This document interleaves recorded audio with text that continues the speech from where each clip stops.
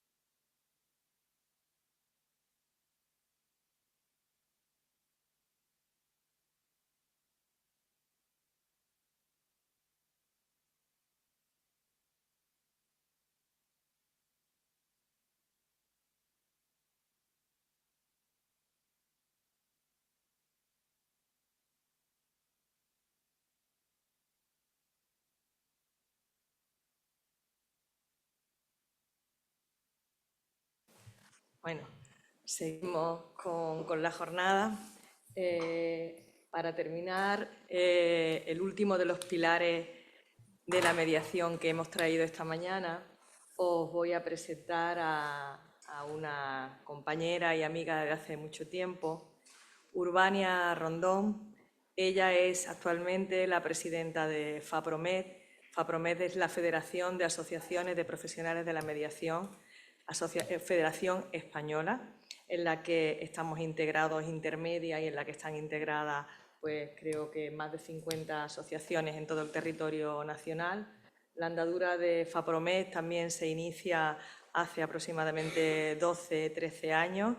Surgió también en Málaga, surge en un primer congreso de mediación que se hace en el 2011 y bueno, desde entonces el recorrido de la mediación en todo el territorio nacional ha sido pues muy bonito, muy ilusionante, también con muchísimos retos por delante, y Urbania pues ha sido protagonista en primera persona de todo ese bagaje y de toda esa trayectoria de la mediación en España, ¿no?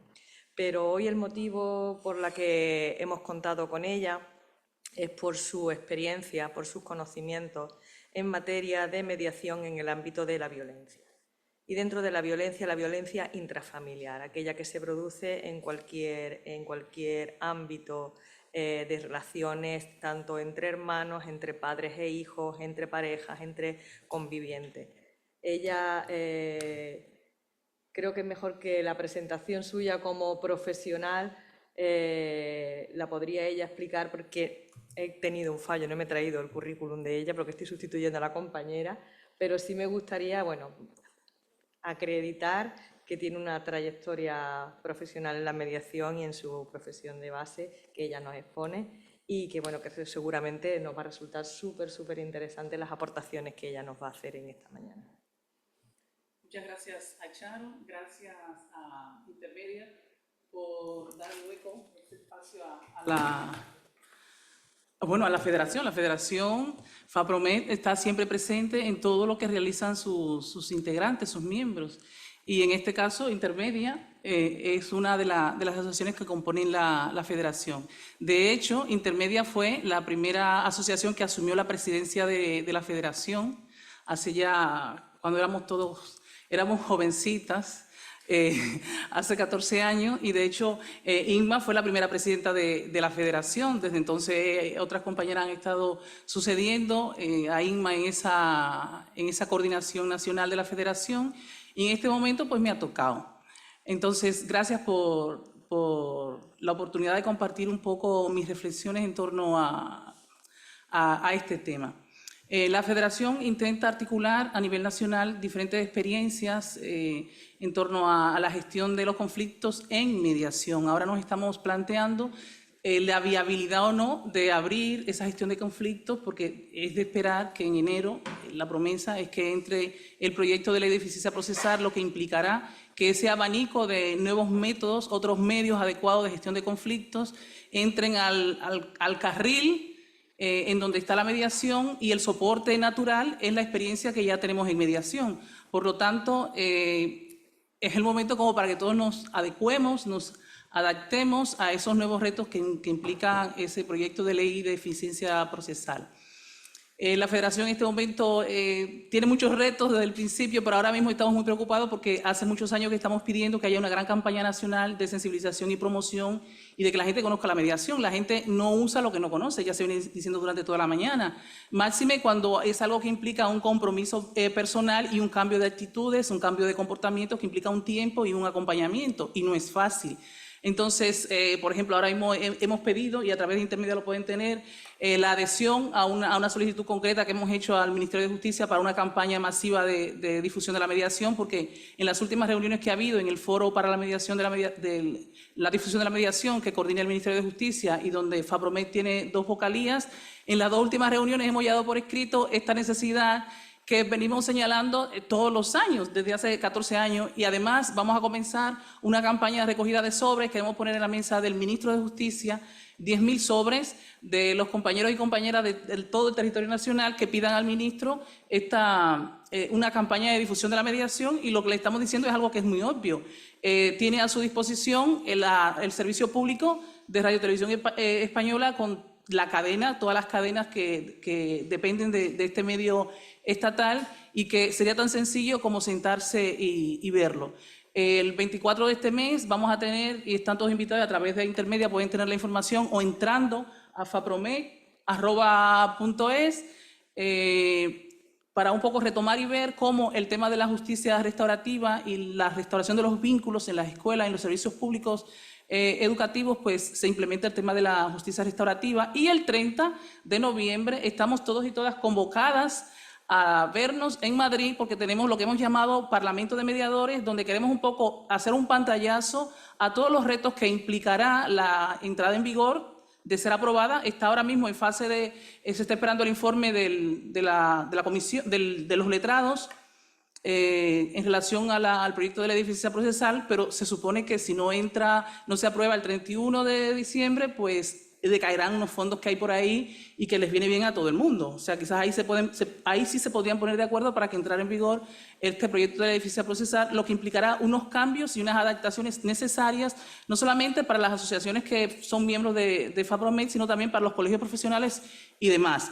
Entonces, ese día, el 30 de noviembre, en Madrid, vamos un poco a tener ese pantallazo y vamos a tener la posibilidad de un poco vernos, escucharnos, porque por eso hemos puesto precisamente el Parlamento, tener la posibilidad de escucharnos y ponernos al día en torno a este tema. Pues bien, ustedes saben que al interno de la familia, las relaciones íntimas, cercanas, afectivas, es de esperar que generen una diversidad de, digamos, disfunciones en las relaciones que un poco condicionan la forma en que nos vinculamos y la forma en que establecemos, digamos, los estilos de comunicación, los estilos de afrontamiento y los estilos de gestión de las situaciones de dificultad que se generan a lo interno de las familias. Llámese las dificultades que se generan, por ejemplo, las relaciones intergeneracionales de un abuelo con un adolescente o una adolescente, porque ahora tiene tatuaje, porque ahora tiene un piercing, porque llega sin llamar, sale sin llamar, o llámese, por ejemplo, los conflictos que se gestan a lo interno de los nuevos modelos de familia, porque es de esperar que todos los cambios generen dificultades porque hay que hacer ajustes, hay que hacer adaptaciones, entonces de esperar que haya ciertas dificultades en esos momentos de cambio, sobre todo si no estamos preparados para instrumentar herramientas que un poco viabilicen esa posibilidad de gestionar esos momentos de dificultad que se generan a lo interno de la familia en las diferentes fases, en las diferentes etapas del ciclo vital de una familia. ¿Qué decir, por ejemplo, el escándalo, lo que nosotros vemos, lo lastimero que es ver, por ejemplo, un hijo golpear a un progenitor, golpear a la madre, golpear al padre, y que no solamente es algo inesperado, sino que es algo que lógicamente no estamos preparados ni entrenados para afrontar. Y así, lo que se ha estado hablando durante la mañana, que es un poco la especialidad de Charo, el tema de los conflictos que se generan en el marco de la dependencia, por edad, por enfermedad, por discapacidad O sea, esa infinidad de desacuerdos que se generan a lo interno de la familia, máxime, desde luego, si desconocemos instrumentos como la mediación para esa gestión adecuada de esa situación de dificultad. ¿Qué significa? Que a lo interno de la familia es de esperar que haya una diversidad de desacuerdos, de conflictos, de preocupaciones, para los cuales muchas veces no estamos preparados para saber abordarlos adecuadamente. Entonces, existe un acuerdo entre el Ministerio de Justicia. Bien, existe un acuerdo entre el Ministerio de Justicia y el Instituto Nacional de Estadística, en virtud del cual se publican las estadísticas cada año y, por ejemplo,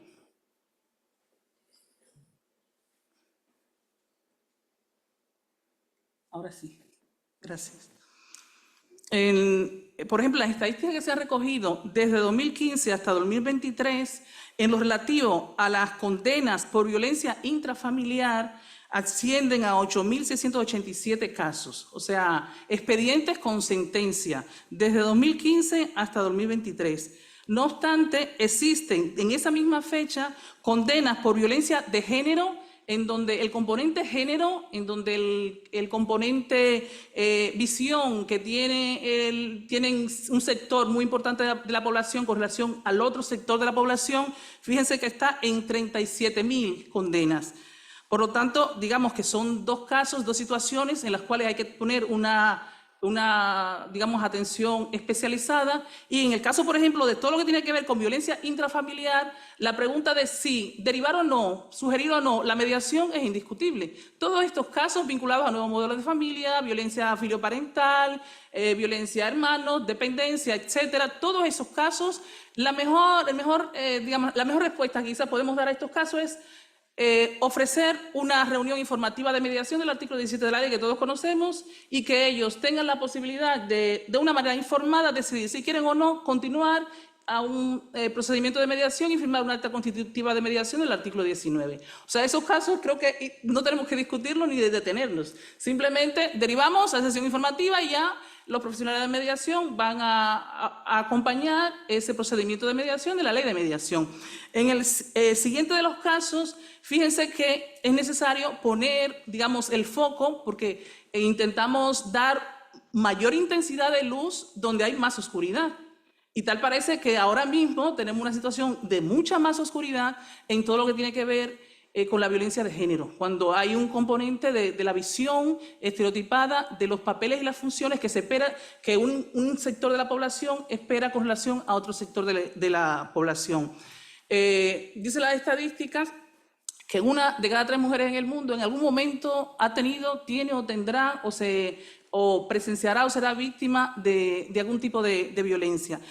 O sea, que son números como para poner realmente el acento. Ahí tienen la página donde, si quieren, pueden profundizar con relación a esta estadística. En abril de este año ya habían 1.249 mujeres que habían sido asesinadas, víctimas de la violencia de género. 438 menores huérfanos. 57 niños y niñas que de una u otra manera se han visto perjudicados y siguen siendo víctimas de esta violencia de género. Tienen ahí la cita donde podemos consultar. Sí, decía, 1.249 mujeres desde el 2023 hasta abril de este año, 438 niños y niñas huérfanas, víctimas de esta situación, y casos de niños y niñas víctimas de la violencia vicaria, 57, y son datos aproximados, de acuerdo al informe de menores víctimas mortales de casos de violencia, o sea que ni siquiera son los datos exactos, son datos digamos que aproximados.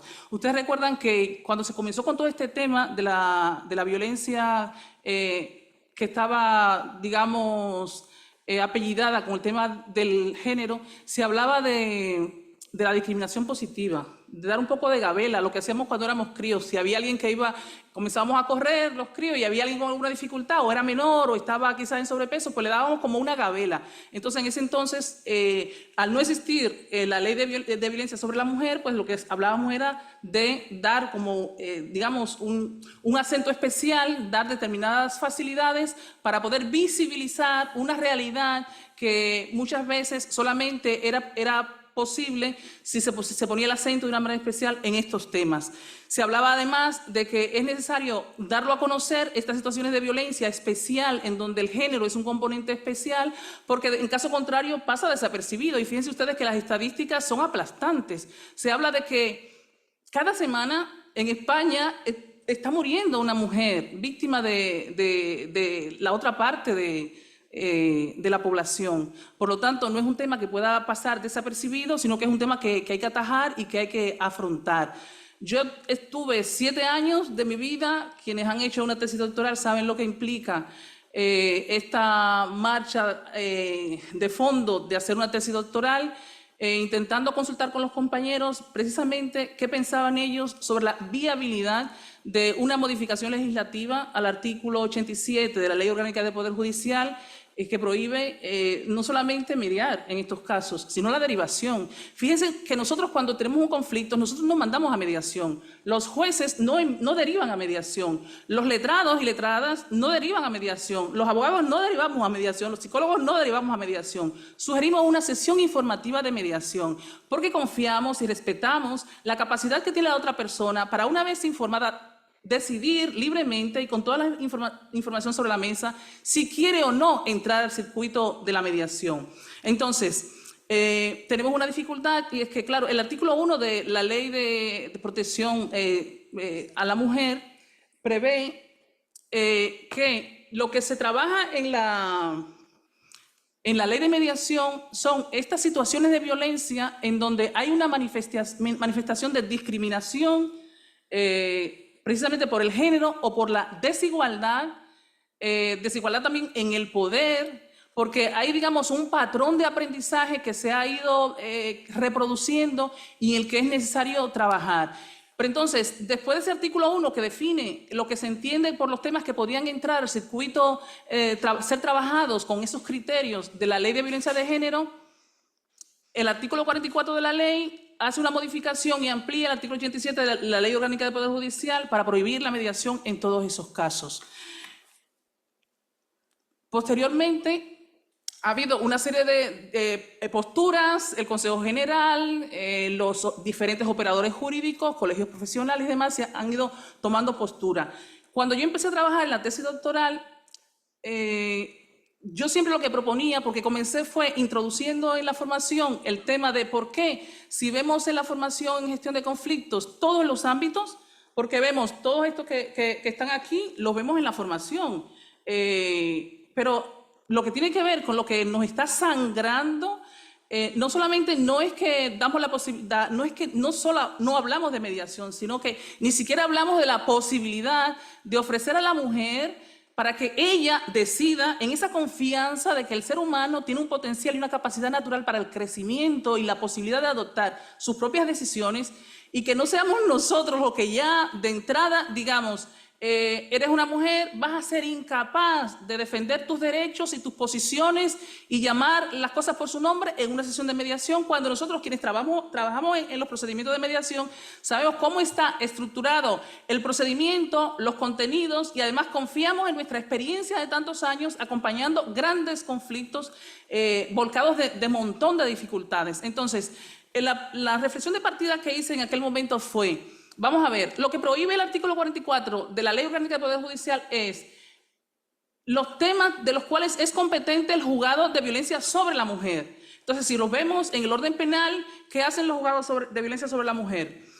Todo lo que tiene que ver con la instrucción, adoptar las órdenes de protección, las sentencias en conformidad, lo que tiene que ver con el conocimiento y fallo de delitos leves vinculados a la familia de la víctima y todo lo que tiene que ver con el quebrantamiento de condena. ¿Qué significa? Que todo lo que no está descrito en ese artículo 44 como competencia de los juzgados de violencia sobre la mujer, entonces sí podrían entrar a por lo menos una sesión informativa de mediación y siempre estaría digamos, en el marco incluso de la prohibición. Porque la ley, o sea, yo lo que siempre he pedido es, porque fíjense, lo que se ha propuesto siempre, por ejemplo, en la tesis, no es que derivemos a mediación los casos de violencia de género. No, lo que hemos propuesto es, vamos a pensarlo, vamos a ver. Hay determinadas situaciones que sí podrían trabajarse y proponerse en una reunión informativa de mediación si la señora lo pide. ¿Es viable? ¿Es posible? ¿Qué casos? Hay lugares en donde ya se está haciendo, hay experiencias en otros países en donde ya se está haciendo. Si ustedes revisan la tesis, no le voy a dar ninguna nota porque simplemente con poner mi nombre le va a salir. Ahí están todos los datos, o sea que no vamos a aportar ninguna información porque con abrir la tesis pues pueden ver toda la información. Entonces ahí en la tesis van a ver experiencias, están manualizadas, están evaluadas con experiencias, los resultados de qué sucede cuando una persona, en este caso cuando una mujer decide entrar y tomar decisiones en primera persona en el circuito de la mediación. Entonces, también valorar, lo van a ver en la tesis, las características de ¿qué sucede? ¿Por qué nos encontramos nosotros en estas situaciones vinculadas a la violencia de género? Generalmente, detrás de los comportamientos abusivos hay comportamientos coercitivos que emplean, digamos, el poder, la manipulación, para amenazar, para generar miedo, para forzar que de manera involuntaria se realicen determinadas actividades bajo amenaza de dañar a la persona o a terceras personas de interés. Entonces, se supone que si detrás de lo que estamos viendo, de esos 37.000 casos que llevamos desde 2015, y esa mujer que muere cada semana en España víctima de la violencia de género, significa que hay un trabajo tridimensional que es necesario hacer, o sea, con la persona afectada, con el infractor o supuesto infractor y además con toda la comunidad. Ha habido una gran movilización social en torno al tema, todos estamos muy sensibles y con la piel muy fina, por suerte, pero desgraciadamente ha sido fruto de que muchas mujeres están bajo tierra, precisamente porque no hemos sido capaces como sociedad de dar una respuesta eficaz para el trabajo que hay que hacer con el colectivo y también con la otra parte. Hay un trabajo de cambio, de educación, de acompañamiento, de oportunidades que hay que hacer y en eso quizás todos nos hemos quedado atrás. Van a ver en la tesis también que hay un estudio que permitió presentar lo que sería como la dinámica que se da cuando comienza en situaciones de violencia de género, que digamos es gradual, nunca comenzamos a una escena, no debutamos con una explosión de violencia, sino que generalmente hay un continuo de tensión, situación económica, familiar, personalidad, falta de oportunidades, falta de formación, disfunción en la forma de interpretar la realidad, tomar decisiones, pensar, sentir, emocionarnos y tomar decisiones. En esa tríada cognitivo-conductual generalmente es donde nos equivocamos y fallamos. Entonces, generalmente hay una fase de tensión que la mujer soporta porque hay tensión y no llega, digamos, a la explosión de la agresión física. Entonces, cuando llega ese estallido es cuando la mujer realmente denuncia. Pero para llegar a ese momento en que la mujer denuncia, para llegar a esa situación en la que la mujer denuncia, ya antes había una fase de agresión verbal, de chantaje, de control, de manipulación, de búsqueda del poder, de culpabilización. Entonces, generalmente, nosotras, sobre todo si hemos crecido con nuestras abuelas y demás, que buscamos apaciguar, esto va a cambiar, con el amor, pues es posible que ya luego esto, yo pueda contribuir a que esto, y realmente las cosas no son así, no funcionan así, van a más. Entonces, esa fase de época de hielo, de relación de hielo, y que está esa olla de presión, la olla de presión llega un momento en que tiene que estallar, y es cuando la mujer denuncia. Y posteriormente, entonces viene esa fase de arrepentimiento, perdóname, vamos a darnos una segunda oportunidad.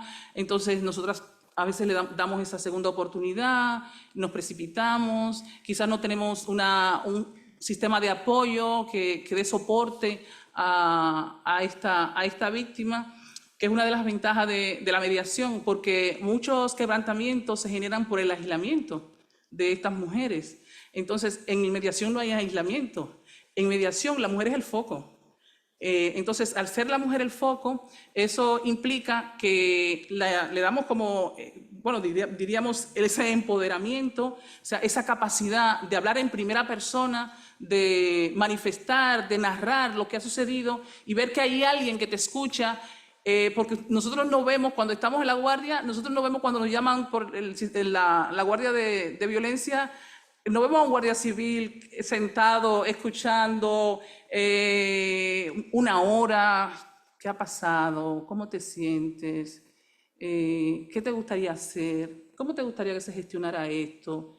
¿Qué consecuencias va a tener esto para ti, para tu familia, para tus hijos? ¿Has pensado qué decisiones vas a tomar? O sea, no he visto nunca a un guardia civil hacerlo, pero es que cuando estamos en el juicio rápido o cuando está el abreviado, es que no he visto yo, y fíjate, no va de que seamos buenos o malas personas, sino que es el procedimiento en sí mismo.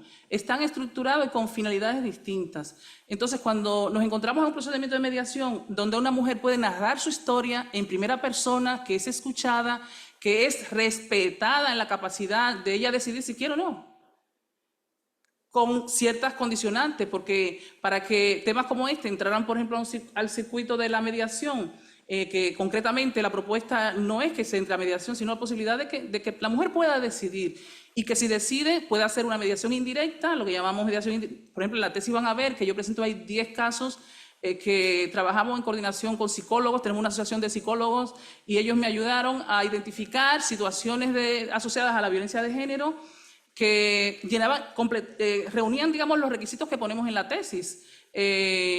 Una violencia verbal, hay una conformidad o está en ejecución, se han adoptado la orden, determinados supuestos que ahora veremos. Entonces vimos, para un poco dar soporte a ese marco lógico de la tesis, 10 casos, 10 situaciones, para que fuera la misma víctima, la misma... Ustedes saben, ahora mismo hay una discusión con esto de la custodia compartida y demás, incluso hay un recurso de constitucionalidad que ha presentado el Supremo ante el Constitucional con relación al artículo 92 y el artículo 94 sobre la custodia compartida, el sistema de estancias y demás. Y todo eso un poco yo creo que da pie a que tengamos la capacidad de hablar, lo que hacemos en mediación, sentarnos, hablarlo y respetar a las víctimas. Entonces, todo este marco lógico que ha servido un poco de soporte a la investigación, lo voy a dejar de tarea porque está ahí. Entonces, quiero comentar un poco lo básico de lo que ha sido la investigación. Bien, decir que derivamos a una sesión informativa, que lo que queremos es hablar porque el silencio no ha ayudado. Lo que se propone no es que la agresión y los actos agresivos entren a la agenda de la mediación. De lo que se propone es que los temas sobre los cuales la gente tiene que tomar decisiones lo pueden hablar a través de un profesional, que no se sigan gestionando a través de la familia, que es lo que sucede. Porque cuando hay una sentencia, cuando hay una ejecución, cuando hay hijos e hijas menores de edad, es que realmente hay un vínculo, siguen siendo progenitores y los críos están en medio. Hayan o no sido, digamos, hayan presenciado o no actos de violencia, hay decisiones que tienen que adoptar. Imagínate que haya, por ejemplo, una casa o que haya otras historias familiares. Entonces, lo que se pide es que determinados temas, con la aprobación o solicitud de la víctima, se puedan gestionar con una mediación indirecta o a través de un modelo de justicia restaurativa, no solamente de un servicio de justicia restaurativa, que es lo que propone el Estatuto de la Víctima y el reglamento del Estatuto de la Víctima, por el cual todo lo que los servicios de orientación a la víctima están obligados a informar de la existencia de estos recursos, de incluso sugerir a la autoridad judicial de que determinados casos entren al circuito de la justicia restaurativa y más aún apoyar a quienes están trabajando en la mediación extrajudicial, de la existencia de estos servicios extrajudiciales también y dar apoyo a esos servicios extrajudiciales de mediación para que las víctimas puedan tener una reparación más adecuada, porque realmente los estudios que pueden ver en la tesis describen que las víctimas, cuando son escuchadas, se sienten tratadas con justicia. O sea, porque uno de las grandes dificultades que tenemos es esa, decidimos por ella y ya sabemos que no les conviene, entonces lo hemos descartado totalmente. Y fíjate que yo recuerdo cuando estaba pidiendo apoyo para la tesis, había gente que simplemente me escribía y me citaba el TER 87 de la Ley Orgánica del Poder Judicial. Simplemente me lo citaban para decirme que ni siquiera iban a opinar sobre la pertinencia o no de una modificación legislativa o de proponer una reunión informativa o un modelo de mediación intermedia o de justicia restaurativa en determinados supuestos, con expertos en comunicación, con apoyo de otros profesionales como es lo que son los educadores sociales, los trabajadores sociales, como son los psicólogos. ¿Qué otra cosa cantaría si en los ayuntamientos, por ejemplo, en lugar de haber solo 2 o 3 psicólogos para 40, 50.000 ciudadanos, todos tienen 2 o 3 abogados, 2 o 3 psicólogos, pero imagínate que tuviéramos en los ayuntamientos un psicólogo, un trabajador social, un educador social para cada 1.000 ciudadanos, o sencillo, para cada 1.000 familias. En esta estrategia de prevención, pues las cosas serían distintas. Evitar la revictimización de la mujer decidiendo por nosotros al decir que no es capaz de entrar al circuito. Y una metodología adaptada a través de la justicia restaurativa o de la mediación indirecta. Porque reconocemos las ventajas del proceso restaurativo. La víctima reconoce que ha faltado a la otra persona, que se ha equivocado, que ha metido la pata, que ha faltado, que ha ofendido a toda la comunidad y por lo tanto toda la comunidad tiene que involucrarse en la reparación y además la víctima tiene la posibilidad de explicarse y decir ella cómo se sentiría compensada en primera persona. Pues a mí me gustaría, yo por ejemplo tuve hace 2 semanas una señora que me decía, mira, yo con saber que va a estar yendo con el psicólogo y que no hubo violencia física, con saber que va a estar yendo con el psicólogo y que el psicólogo cada cierto tiempo va a reportar que el seguimiento, pues mira, ya eso estaría bien para mí, para él, pero sobre todo para los críos, porque el psicólogo va a ser un poco de contención a todo lo que está sucediendo. Un marco de seguridad, fíjense ustedes, realmente los juzgados y todo lo que estamos haciendo en mediación, la mayoría de las experiencias, estamos todos dentro de los juzgados. Es un escenario de seguridad para la víctima, que es lo que está pidiendo el artículo 15 del Estatuto de la Víctima, que haya ese espacio de seguridad, que sepamos que no se va a revictimizar a esta señora entrando a un circuito de la mediación y además que sabemos que todo esto, si humanizamos en la administración de justicia, pues estamos ofreciendo un plus de calidad. Respetar a esa señora la capacidad de decidir y participar y contribuir a ese cambio cultural y simplemente en ese espacio que es, digamos, democratizador de las relaciones, en donde trabajamos el poder, la igualdad, que el contenido y la estructura del procedimiento de mediación en sí mismo favorece y trabaja la participación, la igualdad y el equilibrio de poderes. Lo que estamos diciendo es que además hay un sector muy importante de la población con el que no estamos trabajando, que son los supuestos infractores o infractores, que también se ve beneficiado porque tienen la posibilidad de reflexionar sobre lo que ha sucedido. Y esto implica que posiblemente podemos trabajarlo sin que incluso nunca se vean ni la víctima ni el victimario.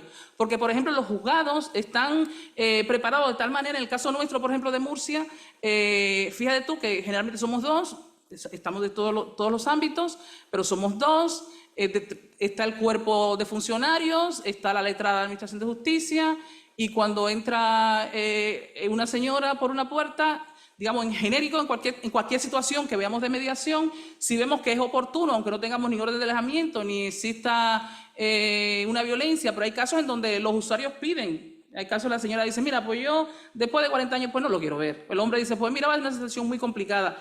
Y nada, a veces comenzamos con esas reuniones individuales y poco a poco pues se van acercando posturas. Realmente, incluso la justicia restaurativa generalmente comienza con una reunión con el supuesto victimario y a partir de ahí se va viendo la viabilidad o no de de ir acercando. Y si la mujer en un momento determinado decide, pues mira, hay cosas que tengo que decirle, hay cosas que no necesito intermediarios, hay cosas para las cuales estoy preparada, estaba muy mal al principio, ustedes saben que el tema psicológico influye muchísimo, entonces hay un momento en el que con mayor distanciamiento, fíjense que los cuadros en el Prado, los más importantes están con mucha distancia, o los cuadros aquí en el TICE, me imagino que igual, el criterio es el mismo, a mayor distancia, más posibilidad de verlo, digamos, en su integridad. Entonces, hay determinados supuestos para los cuales habría que reflexionar. Fíjate, los archivos, todos esos temas que entran a los juzgados de violencia sobre la mujer que van archivados. Ahí hay una situación de violencia. No hay una sentencia, algo está pasando, algo está sucediendo de un lado o de otro, como para que hayamos llegado allí y que se haya archivado. Entonces, esos casos, de hecho, quienes están a favor de que haya una modificación, incluso han dicho, consideramos que es totalmente desacertado, encorsetado, y lo que habría que valorar es realmente la capacidad de empoderamiento y de dependencia que podría tener la mujer en estos casos. Ha sido el Consejo General del Poder Judicial, la ONU, si ven en la literatura, por ejemplo, del marco lógico, los grandes autores de gestión de conflictos nacionales e internacionales cuestionan el tema de la prohibición tajante, porque es que ya hay muchas experiencias internacionales que están funcionando. Las ejecuciones, las conformidades, y cuando hay hijos e hijas comunes que tienen que tomar decisiones. Pues bien, con relación a la metodología de la investigación, al decirles que hubo un cuestionario con tanta participación, pues ya les estoy diciendo que fue una metodología cuantitativa. Lo primero que hicimos fue entrevistar a un equipo de mediadores con relación a los pros y los contras de proponer el que estos casos pudieran ir a través de una reunión informativa o la justicia restaurativa. Luego evaluamos con un grupo de compañeras psicólogas 10 casos concretos que trabajamos con ellas desde una perspectiva de mediación, digamos, como vengo diciendo, indirecta, sin la participación, sin nunca verse ni el infractor o supuesto infractor ni la víctima. Administramos un cuestionario de 28 preguntas. O sea, realmente lo hicimos llegar a 1.220 compañeros. El cuestionario era bastante extenso, porque 28 preguntas en el cuestionario, o sea, es un tiempo que tienes que tener muchas ganas y una decisión deliberada para contestarlo. Entonces, recibimos 439 respuestas y luego a partir de ahí lo que todos sabemos. O sea, un cuestionario, un sistema informático para el análisis y recogida de la información. Para organizar la investigación, lo que hice fue redactar dos hipótesis muy sencillas, porque luego me era más fácil un poco presentar los resultados. La primera hipótesis es si es pertinente o no una modificación legislativa de ese artículo 44. Y la segunda es, existen determinados supuestos relacionados con la violencia de género. Aquí es importante señalar que fíjense que con la modificación que hubo de la ley orgánica, la ley de protección integral en el 2015, se mantuvo la diferencia entre violencia de género y violencia intrafamiliar. O sea que en el Código Penal nosotros lo que encontramos esas dos distinciones. O sea, una genérica y otra más especial, que es un poco donde ponemos el acento.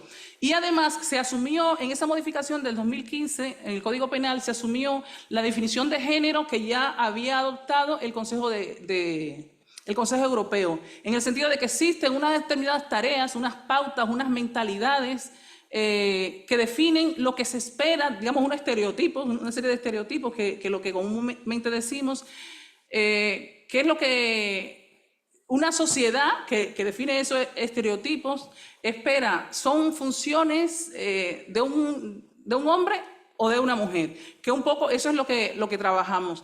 ¿Cómo pensamos, cómo piensa esa otra parte de la población en relación a qué se espera, cuáles son las funciones, cuáles son las tareas que esa parte de la población espera de la otra parte de la población, que somos las mujeres? Entonces, generalmente, la violencia se desencadena por esa mentalidad y por esas expectativas y por esos estereotipos.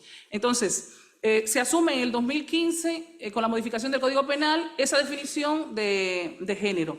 Entonces, la primera hipótesis, es oportuna una modificación legislativa. La segunda hipótesis. Existen determinados supuestos relacionados con la violencia de género en los que la mediación podría ser pertinente siempre que se adapte la metodología. Fíjate que todos los que estamos aquí trabajamos en mediación, entonces conocemos cuál es el procedimiento de mediación y la fase de mediación, y realmente lo que hacemos generalmente es adaptar el caso a el procedimiento a la situación. Entonces, ¿cuánto más si estamos hablando de situaciones como estas? Muy bien. Podría ser pertinente siempre que se adapte la metodología al caso concreto y sea realizada por mediadores especializados en un entorno seguro y determinados supuestos donde podría ser. Entonces, participaron profesionales de las 17 comunidades autónomas y de otros países. Ahí están ustedes en cuarto lugar, Andalucía. La edad entre 31 y 49 años, los participantes. La profesión, contestar los cuestionarios, compañeros de todas las profesiones, prácticamente todas, abogados, psicólogos, educadores sociales, trabajadores sociales. Bueno, y así había una serie de preguntas vinculadas sobre todo a la encuesta que hicimos entre compañeros sobre los pros y contras de que este tipo de conflictividad entrara al circuito de la mediación o de la justicia restaurativa. Entonces, una serie de preguntas, pues los compañeros tuvieron la generosidad digamos, de contestar a todas. Sabe que hay estudios con relación al sexo, al género y demás.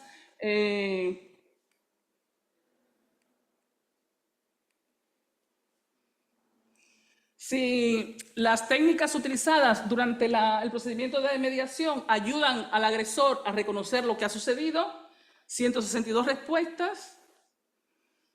Si la mediación recupera socialmente a la víctima y le permite expresar libremente su versión de los hechos, 155, ya ven, 155 compañeros están de acuerdo. Si la mediación es insuficiente para modificar la conducta violenta del agresor, o sea, hay un poco de todo, o sea, porque no estamos hablando de que la mediación sea en ninguno de los conflictos, situaciones de dificultad, es la panacea, mucho más en esta, que está, digamos que están todos los componentes de la conflictividad social, de la exclusión social, de la falta de oportunidades, de la falta realmente de la conciliación laboral, de que por lo menos en la familia haya por lo menos un sueldo que garantice lo básico necesario para todos los integrantes. O sea, es una conflictividad multifactorial.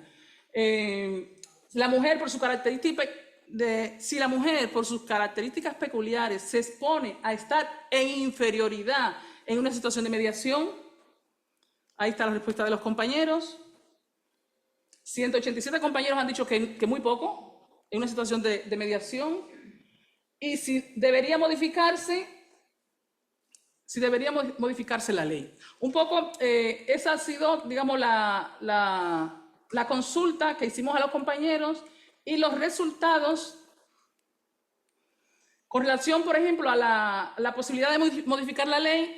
El 72% de los compañeros ven viable, ven oportuno que ese artículo 44 de la ley y 87 de la ley orgánica pues que sea modificada. Y con relación a la siguiente hipótesis, fíjense ustedes que con relación a que se pueda derivar o sugerir una sesión informativa de mediación, cuando el juez ha adoptado las correspondientes medidas de seguridad, el 66% de los compañeros están de acuerdo. Si ha habido conformidad por parte del agresor que ha reconocido los hechos, el 68% está de acuerdo.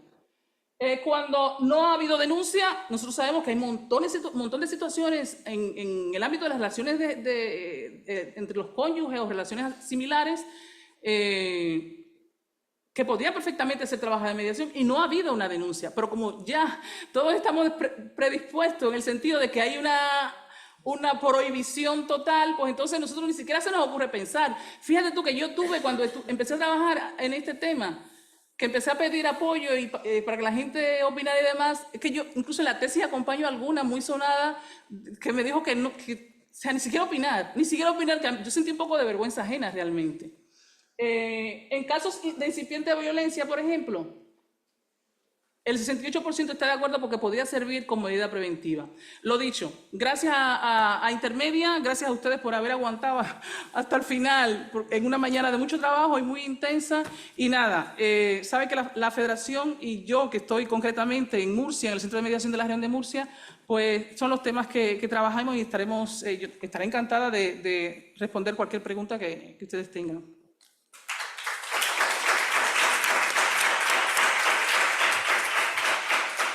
Muchas gracias, Urbania.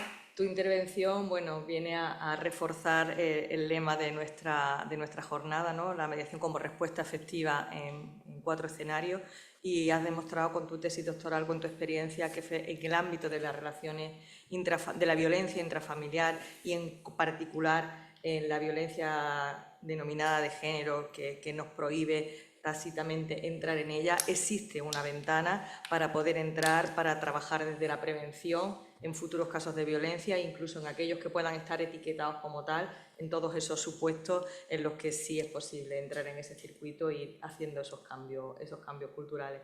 Os invitamos a todos a que leáis la tesis de Urbania, que seguramente nos va a iluminar muchísimo más en nuestro camino profesional. ¿Alguna pregunta de la sala para Urbania? Por allí.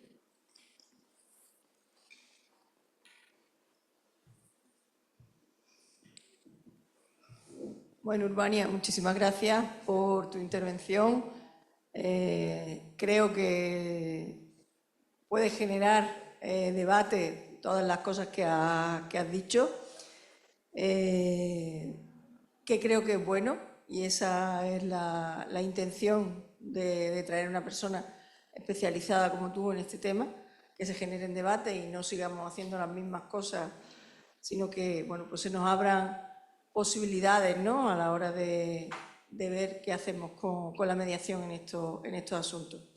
Pero yo quería hacerte una pregunta-reflexión, que yo no soy una experta en este tema, pero creo, no sé si me equivoco, que se nos prohíbe la violencia, o sea, hacer mediación o incluso derivar a una sesión informativa de mediación en violencia de género porque existe un desequilibrio entre las partes.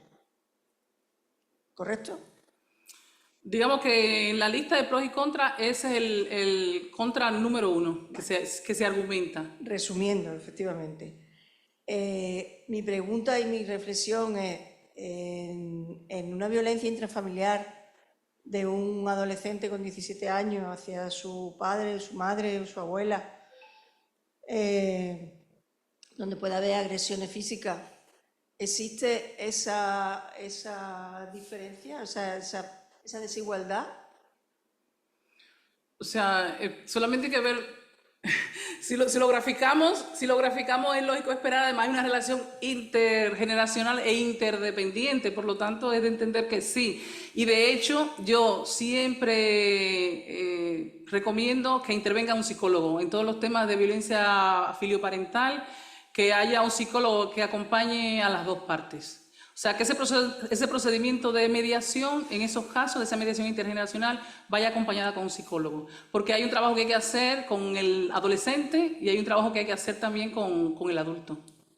Para lo cual no estamos como mediadores. O sea, cuando nos ponemos, digamos, la chaqueta o el sombrero de abogado, de psicólogo, de mediadores, digamos que son sillas distintas y por lo tanto, pero sí nos viene bien esa interdisciplina en temas como esos. Bueno, mi pregunta iba si existe esa desigualdad también en esos asuntos y no está prohibida la mediación en este tipo de violencia, ¿no? No, todo lo que tiene que ver con violencia intrafamiliar, yo pienso que, diríamos, cuando éramos adolescentes, por carácter transitivo, tendríamos que derivarlos todos los temas de violencia doméstica o de violencia intrafamiliar. Nuestra responsabilidad social creo que es derivarlos a una reunión informativa a todos. Gracias. Hay una aportación que hace Cristian Garrido y dice: en otras legislaciones, por ejemplo en Chile, en casos de familia, los solicitantes deben entregar como requisito inicial para judicializar el proceso un documento de mediación frustrada, es decir, la derivación es automática en todos los casos y las familias deben de pasar por un proceso de mediación inicial que, en el caso de no llegar a buen puerto, abre el camino a la justicia ordinaria. Lo hace como aportación. Gracias, Cristian. Bueno, aquí hay yo diría que un falso debate con relación al artículo 19 de la ley, porque realmente, si leemos el artículo 19 de la ley, dice, la ley, el procedimiento de mediación comienza con la firma del acta constitutiva. Mientras no firmamos el acta constitutiva de mediación, no existe mediación, lo que existe es premediación. Y por lo tanto, que la gente entre a informarse y tengamos quizás una o dos reuniones informativas. Nosotros, por ejemplo, en el caso de Murcia, en los casos de la mediación intrajudicial, tenemos la reunión informativa y luego tenemos una sesión de premediación, que ni siquiera firmamos en la segunda reunión un acta constitutiva, sino que firmamos, porque entonces hay falsas firmas de actas constitutivas, gente que no está muy convencida, que no ha tenido bastante tiempo para pensárselo, consultarlo y demás, entonces firma un acta de que quiere comenzar una mediación. Entonces lo que hacemos es tenemos reunión informativa, lo que le llamamos una sesión de premediación, y si a partir de ahí un poco valoramos, porque ahí tiene que ver con patrones de pensamiento, todo lo que estudiamos en mediación y demás, que la gente no está muy convencido, simplemente porque hay uno de los abogados que sí está convencido o hay uno de los hijos que está muy convencido, pero los participantes quizás no están muy convencidos. Y por lo tanto lo que pedimos es que la gente pueda ir a una reunión informativa. Entonces hay un falso desacuerdo y discusión con la posible entrada en vigor de la Ley Orgánica del Poder Judicial, que hará el requisito de procedibilidad el acreditar ante un tercero imparcial, porque el término neutral es totalmente desacertado, poder acercarse a un tercero imparcial que le informe sobre los diferentes caminos, que haya ese abanico, que es lo que quiere instituir ese posible proyecto de ley de eficiencia procesal, ese abanico de caminos, y que haya un profesional que no es ni un mediador, que no es un conciliador, que no es un psicólogo, que es un gestor, que además tiene capacidad para hacer una sesión informativa sobre conciliación, sobre tercero experto, sobre conciliación, sobre mediación, y decirle, mira, a este caso concreto, la mejor respuesta podría ser esta. Y para eso hay una sesión informativa. Entonces, incluso en el caso de que se aprobara y entrara en vigor la Ley Orgánica de Eficiencia Procesal, o sea, la derivación no es a mediación, sigue siendo a una sesión informativa.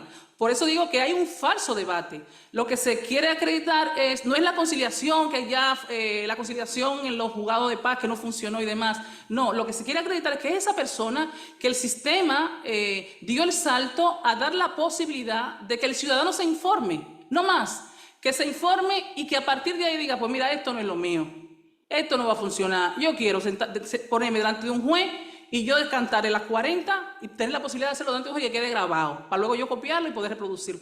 O sea, que hay una serie de aspectos culturales que también hay que trabajar. Entonces, realmente ese falso debate yo pienso que lo combatimos con información. Si entra en vigor esa sesión informativa, digamos, obligatoria, permaneciendo la mediación voluntaria, porque es voluntario firmar una acta constitutiva del artículo 19, sigue siendo voluntario. Ahora, el que dé la posibilidad y que existan los recursos como los PIMA, por ejemplo, o en los Mediapro en Valencia, que exista la posibilidad de que el ciudadano conozca lo que hay y qué se hace ahí, cómo se hace y cómo acceder a ese servicio, digamos que entra, creo yo, dentro de los valores de respeto y los valores democráticos. Había una pregunta por ahí, somos la última que vamos a poder atender para poder terminar en hora. Hola, soy pedagoga y mediadora y he trabajado mucho tiempo en violencia de género desde lo social.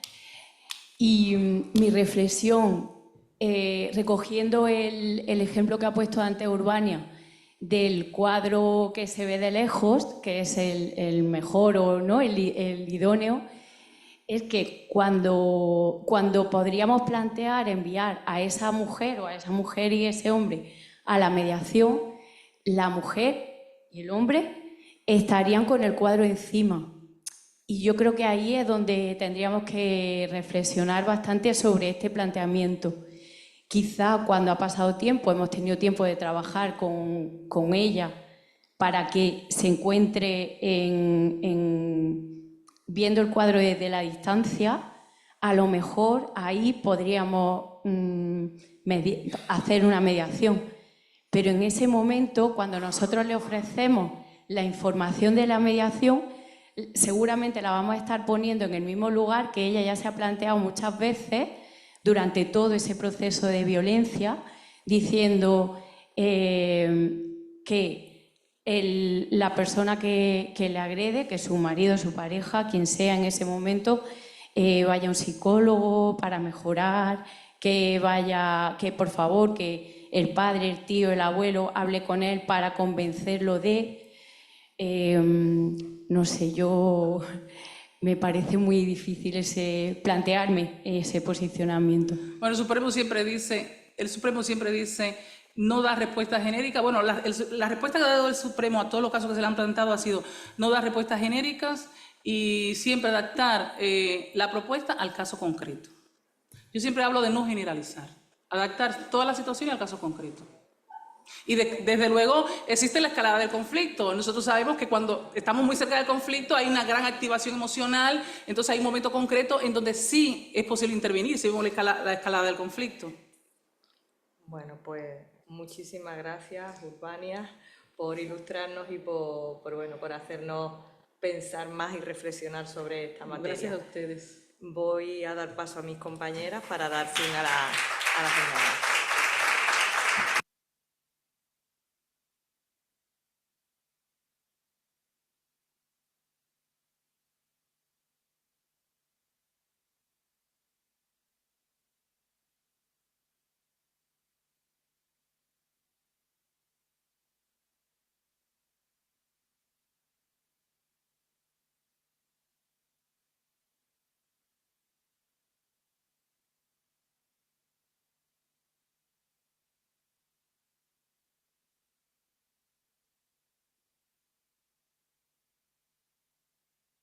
Bueno, pues ya estamos terminando con esta jornada tan interesante que está resultando y no podía faltar la guinda del pastel.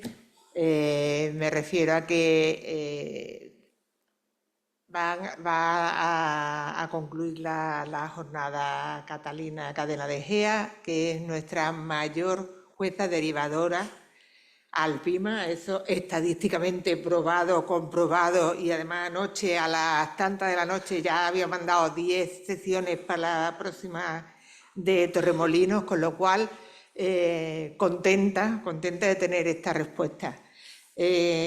Catalina Cadena de Gea ahora es magistrada de primera instancia número 3 de Torremolinos, lo ha sido también de Marbella, del número 1 de Marbella de primera instancia, pero también antes, cuando no era juez, que era letrada de la Administración de Justicia, ya se arremangaba las manos, las mangas y se metía en los fregados de la mediación en un ámbito un poco también, ¿cómo no decirlo? Complicado, le iba a decir escabroso, porque el ámbito societario, mercantil y todo eso es un ámbito, bueno, pues diferente. Pese a las dificultades, pese a la aridez del tema, hemos tenido mucha experiencia en ese ámbito y ahora, bueno, pues agradecerle que esté siempre acompañando a Intermedia, a los mediadores y a todos los compañeros de la Judicatura, porque también entre sus compañeros pues se les ha reconocido el trabajo que viene haciendo y sobre todo su apuesta por la mediación y por la humanización de la justicia. Gracias, Katy. Gracias, Inma, gracias a la Junta de Andalucía, muchas gracias a Intermedia y fundamentalmente o particularmente a Inma y a Paloma. Nunca me habían llamado guinda de pastel, me ha encantado. Esto me lo llevo ya para mí. Sé que la mayoría de ustedes, los que están aquí y los que nos están escuchando durante toda la mañana online, son mediadores o cuanto menos están convencidos de las virtudes de la mediación. Por lo tanto, yo no vengo a fatigarles, y mucho menos a estas horas, que se nos enfría la sopa, para contarles este método adecuado de resolución de conflictos. Yo vengo más bien a apelar a su responsabilidad. Decía, y me ha encantado, todos los ponentes que me han precedido en el uso de la palabra, porque ha sido un privilegio poder estar aquí esta mañana, que me han dejado venir. Decía Urbania que no se usa lo que no se conoce. Tenemos la obligación, todos aquellos que creemos en la mediación no solo como un sistema adecuado de resolución de conflictos, sino como una filosofía de vida, como una manera de estar. Lo que decía Amparo hace muchos años, la cultura de la paz.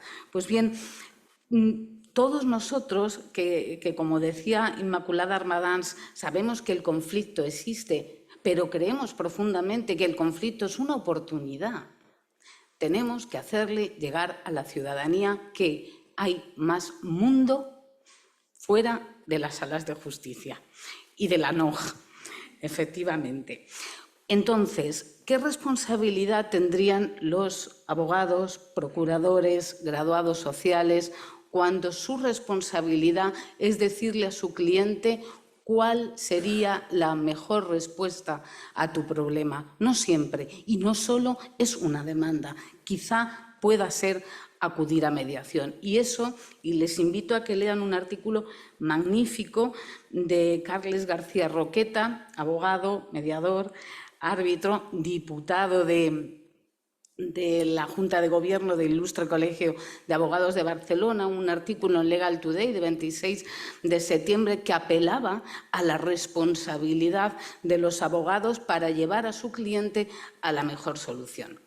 También esa responsabilidad que me ha encantado Francisco Martín, esa responsabilidad del administrador de fincas que conoce el conflicto y que sabe que ese conflicto tiene unas raíces mucho más profundas que la que nos llegan luego a nosotras, a nuestras mesas en los juzgados. Quizá esa oportunidad de invitar al mediador a que venga con o sin pastillas, eso ya lo veréis vosotros, a una junta de propietarios. Es decir, abrir a la ciudadanía que existen más cosas.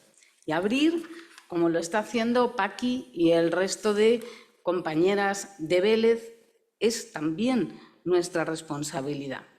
Porque nosotros, y voy a decir un nosotros majestático, los magistrados, los jueces, los letrados de la Administración de Justicia, los fiscales, a veces no damos respuesta al conflicto.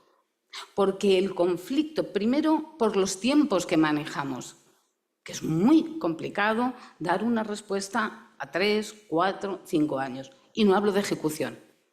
La ejecución utiliza unos parámetros y unos tiempos absolutamente inmanejables, sino porque muchas veces la complejidad del conflicto hace que nosotros solo veamos, esto me lo habéis oído infinidad de veces, una foto fija del conflicto, habitualmente un poco desvaída, porque cada parte te lo cuenta a su manera. Y yo puedo poner una magnífica sentencia, es un poner, y mis compañeras de Vélez pueden ejecutar de una manera primorosa, pero es más que evidente o es más que posible que ese conflicto no lo solucionemos. Porque muchas veces hemos escuchado el sistema judicial es un sistema gana-pierde. Bueno, con suerte.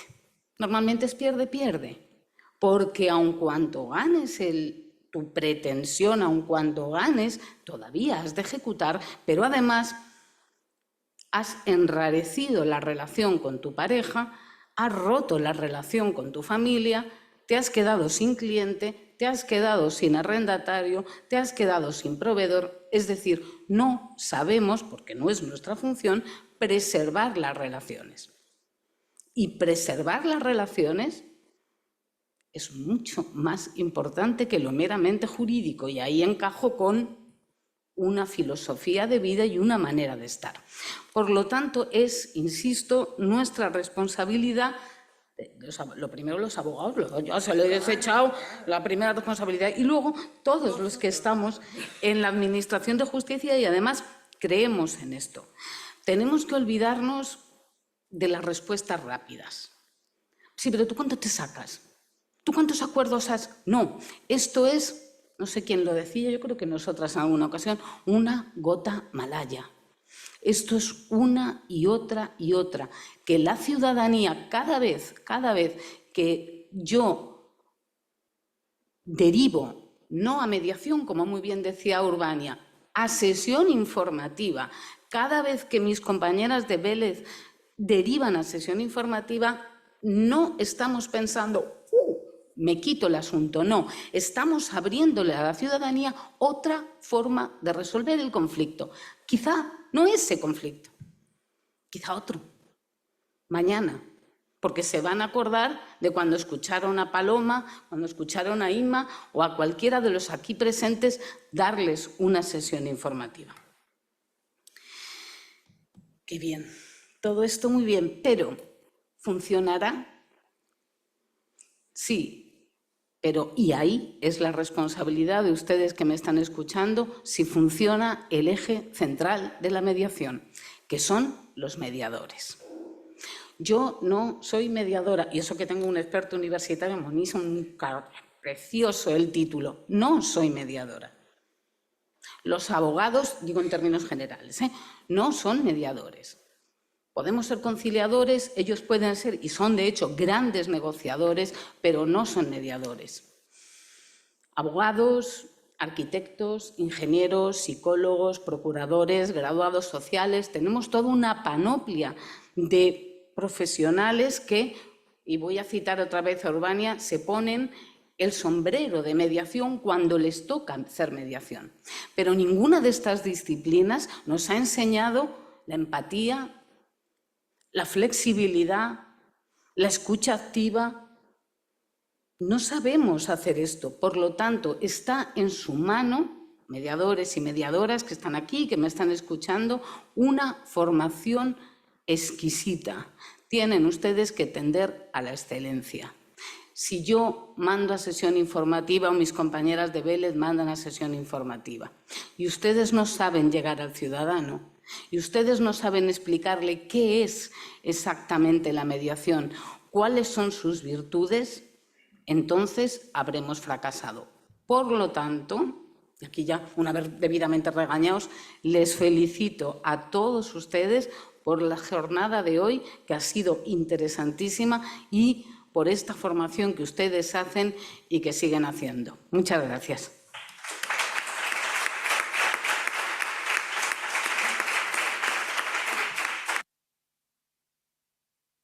Bueno, muchísimas gracias a todos, al TICEN, a todos los participantes, a todos los que habéis apostado por echar este ratito de formación con Intermedia y con la Junta de Andalucía, por supuesto, que siempre abandera esta jornada, y espero que las próximas sean muy prontitos, porque siempre aprendemos un montón de cosas y nos llevamos una pildorita de cada sesión. Muchas gracias a todos y hasta la próxima.